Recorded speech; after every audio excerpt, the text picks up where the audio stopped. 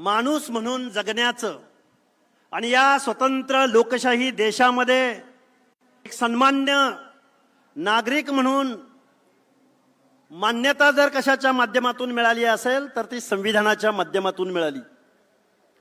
खऱ्या अर्थाने विचार मंचावरती श्रद्धेय बाळासाहेब आहेत, विचार मंचावरती सन्मान्य मंडळी बसलेली आहेत। मी एक ओबीसी विजयंती एसबीसी चळवळीचा कार्यकर्ता आहे आणि संविधानाचा हा अमृत महोत्सव तुम्ही आम्ही साजरा करतोय। 26 नोव्हेंबरच्या पूर्वसंध्येला आज मुंबईमध्ये हा जो कार्यक्रम होतोय, खऱ्या अर्थानं या विचार मंचावरती जेवढे जेवढे म्हणून या भारतवर्षामध्ये या महाराष्ट्रामध्ये फेसलेस आयडेंटिटी असलेले समूह आहेत, त्या समूहांचा आवाज असणारी ही मंडळी विचार मंचावरती उपस्थित आहेत। मी संविधानाप्रती ऋण व्यक्त करायला तर आलोयच, पण श्रद्धेय बाळासाहेब आंबेडकरांनी ओबीसींच्या बाजूनं गेल्या वर्षभरामध्ये ठाम अशी भूमिका घेतली। ओबीसींचा आवाज आणण्याचा प्रयत्न केला। त्या श्रद्धेय बाळासाहेब आंबेडकरांच्या लढाऊ वृत्तीला सलाम करण्यासाठी मी इथं आलोय। आता किती बोलावं, काय बोलावं, सभेच्या संकेताप्रमाणे मी अगदी थोडक्यात मी माझं मनोगत व्यक्त करेन। या भारतामध्ये देशाचा अमृत काळ साजरा केला जातोय। माझ्या अगोदरच्या एका वक्त्याने सांगितलं, इथं या देशामध्ये आर्थिक नियोजन अनेक झाली, हजारो लाखो करोडोंच्या उड्डाण झाले। या मुंबईमध्ये वरळी सी लिंक पूर्ण होऊ शकतो, कोस्टल रोड पूर्ण होऊ शकतो, समृद्धी महामार्ग पूर्ण होऊ शकतो। झाला पाहिजे, विकास झाला पाहिजे। विकासाच्या विरोधात बोलायला लागलं तर आम्हालाच परत ट्रोल केलं जाऊ शकतं। आर्थिक नियोजन जरूर झाली पाहिजेत, पण देशाचा संविधानाचा अमृतकाळ साजरा होत असताना, अमृत महोत्सव साजरा होत असताना सामाजिक न्यायाचं काय,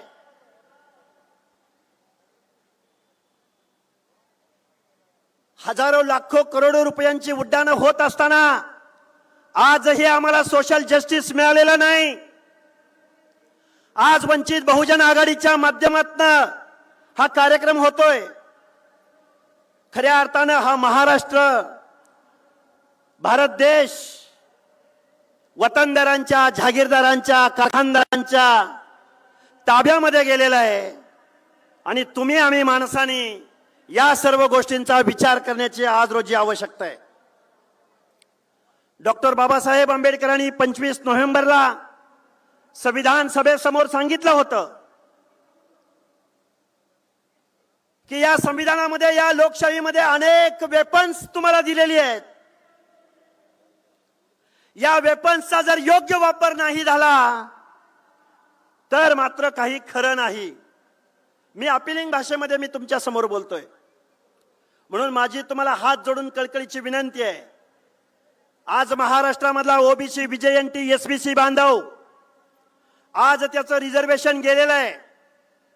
अशा परिस्थितीमध्ये या सगळ्या माणसांचा, शोषितांचा, वंचितांचा, पीडितांचा, गरिबांचा, कष्टकऱ्यांचा, सामाजिक दृष्ट्या मागासांचा आवाज बनण्याचं काम महामानव डॉक्टर बाबासाहेब आंबेडकरांनी दिलं।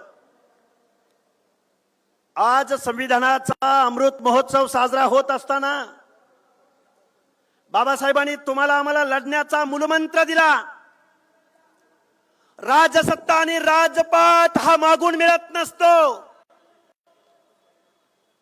मान, सन्मान, इज्जत, अधिकार मागून मिळत नसतात, तर त्यासाठी संघर्ष उभा करावा लागतो, लढाई उभी करावी लागते, आंदोलन उभं करावं लागतं। डॉक्टर बाबासाहेब आंबेडकरांनी तुम्हाला सांगितलं होतं, राज्यकर्ती जमात बना, शासन करती जमात बना। आणि तुम्ही आम्ही काय बनलो? डॉक्टर बाबासाहेब आंबेडकरांनी तुम्हाला मला शिका, संघटित व्हा, संघर्ष करा, राज्यकर्ती जमात व्हा असंच बोलले का डॉक्टर बाबासाहेब आंबेडकर तुम्हाला शासनकर्ती जमात व्हा म्हणून? नाही.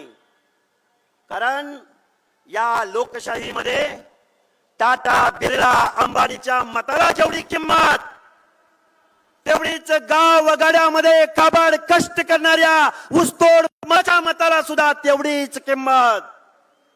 एक व्यक्ती, एक मत, एक मूल्य.